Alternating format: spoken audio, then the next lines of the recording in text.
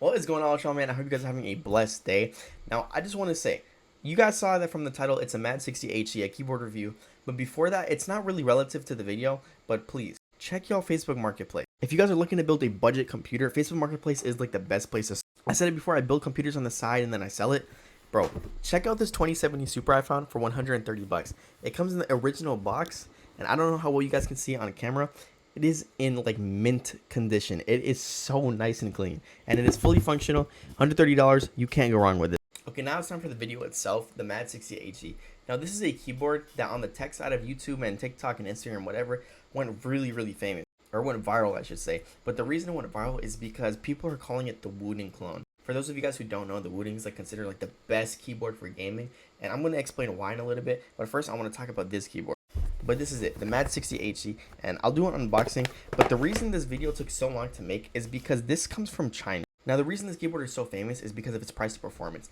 People are calling it the Wooting Clone for a reason, because it has really similar features. The box and layout of it is exactly the same. It is a Hall effect keyboard, and for those of you who don't know, a Hall effect keyboard uses magnetic switches to make your keyboard input a lot quicker, meaning you can adjust the actuation. And I've explained before, but actuation is how far down you have to press the key for it to input onto your computer. Now, even though you can press your switch down 0.1 millimeter and you can take a different switch 0.1 millimeter, the Wooting would be quicker because it inputs quicker on the computer. I've seen many YouTubers compare different Hall effect keys. Even though the actuation may be similar, the input still has a delay. But that little millisecond of time that saves between the input between the Wooting and Mad60HE isn't really noticeable, especially if you're like an everyday gamer and not like a Fortnite pro or like a pro gamer. So that's literally up to you guys if you want to spend $200 for a Wooting or $50 for this.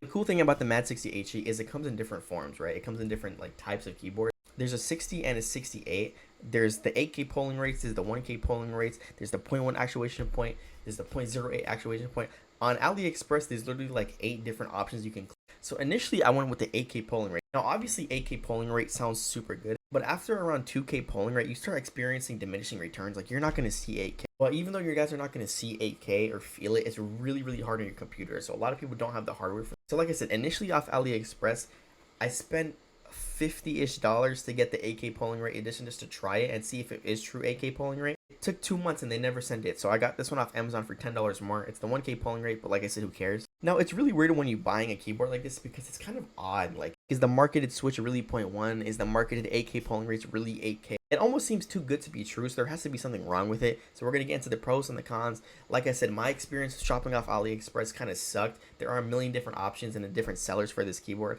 but mine was just so bad. I've tried 3 different sellers in 2 months and nothing happened. So I went the Amazon route and I got it the next day and everything was perfectly fine. There's that, getting it off AliExpress or Amazon. There's different keyboards when it comes to this specific keyboard. It's like a whole process in getting.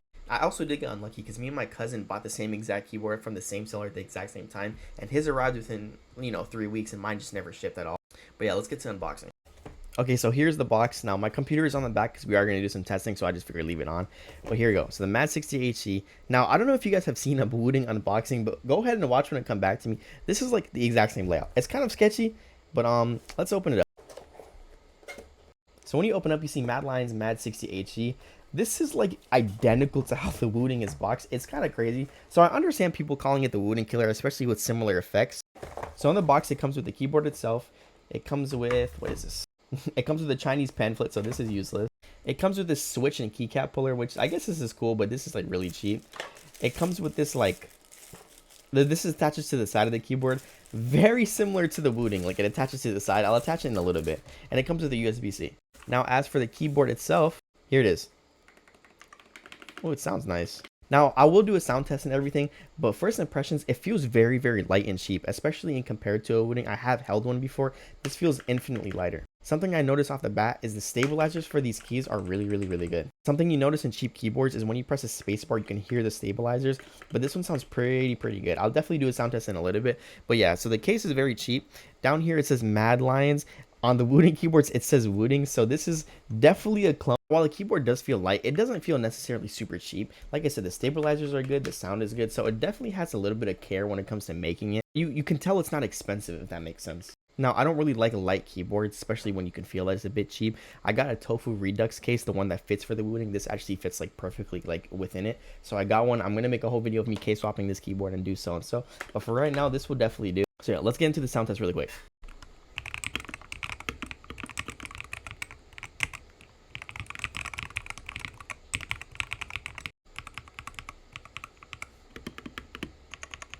Okay, so we saw the keyboard, we did a little mini unboxing, we heard how it sounds, and I did speak about some of the cons, like ordering it can be very annoying. It feels a little bit cheap, but not super cheap. Now, before I test it on the computer itself, some of the pros, like I said, is the fact that it does come in so many different options. The $30 edition or the $80 edition, 8K polling rates or 1K polling rates. Those options have a bunch of variety, so it really helps target a large audience. Now, there's a trend right now where Hall effect keyboards are like super talked about, and I mean they should be. If you're a gamer, they have such a huge advantage over like normal office keyboards. For example, like a Razer Huntsman Mini will never ever be as good as Apex Pro TKL or Apex Pro Mini, for example, because the Apex is a Hall effect.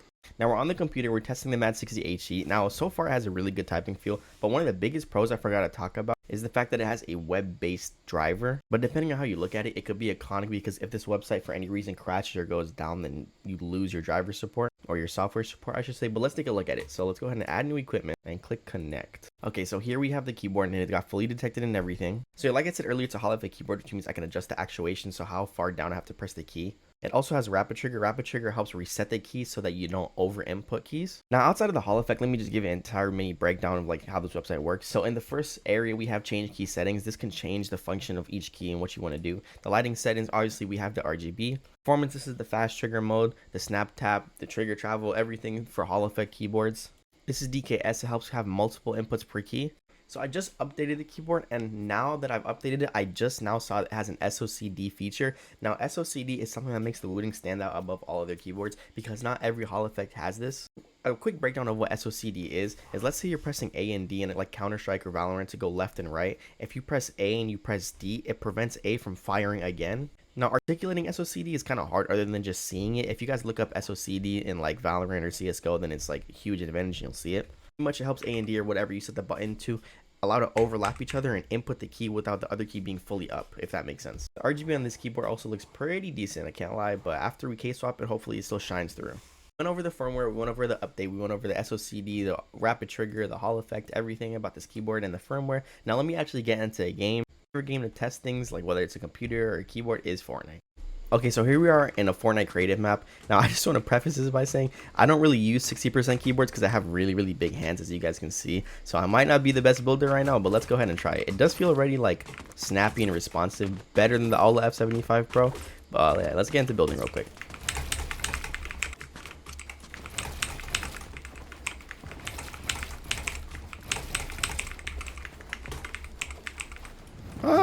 Okay, so we looked at the keyboard's web-based driver, we played Fortnite with it, we did the sound test, we talked about the pros and cons. Now it's time to like wrap up the video.